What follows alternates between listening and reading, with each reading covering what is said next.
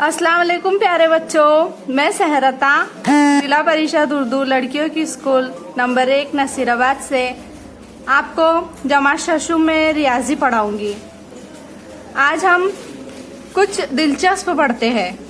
आप घर से बाहर निकलते हो, आसपास के घर देखते हो, कुछ घरों के सामने हम रंग बिरंगी रंगोलियां बनी हुई देखते हैं, है ना। देखे ना सबने, इस तरह से नुकात बने हुए रहते हैं और उसको कुछ डिजाइन्स, कुछ अलग अलग तरीके की हम डिजाइन्स उसमें देखते हैं। औरतें बनाती है सुबह सुबह बैठकर, बड़ी प्यारी लगती है वो डिजाइन्स इस तरह से, है ना।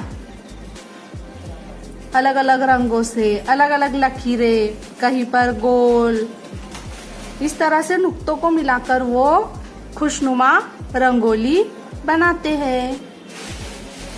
इस तरह से आड़ी तिरछी लकीरें, अलग अलग शक्लें हमको रंगोली में दिखाई देती है। जैसे कि ये समोसे की तरह दिखाई दे रहा है ना। ये चौकोन डब्बा दिखाई दे रहा है, ये आड़ी लकीर है, ये खड़ी लकीर है, ये आधा दायरा हमको आधी चूड़ी नजर आ रहा है।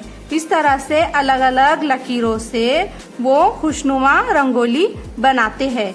हमने यहाँ पर देखा कि रंगोली बनाने के लिए कैसी सतह लगती है, कैसी सतह दरकार होती है। क्या हम हाथी, घोड़े या रिक्शा वगैरह पर रंगोली बना सकते हैं?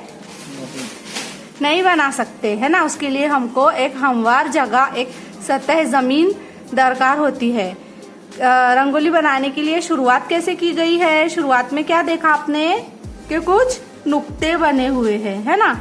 और फिर उन नुक्तों को मिलाकर कुछ आड़ी टेढ़ी लकीरें खींचकर उनको डिजाइन बनाई गई है। तो आज हम नुक्ते और नुक्तों के जरिए बनने वाले खत वगैरह के बारे में पढ़ेंगे।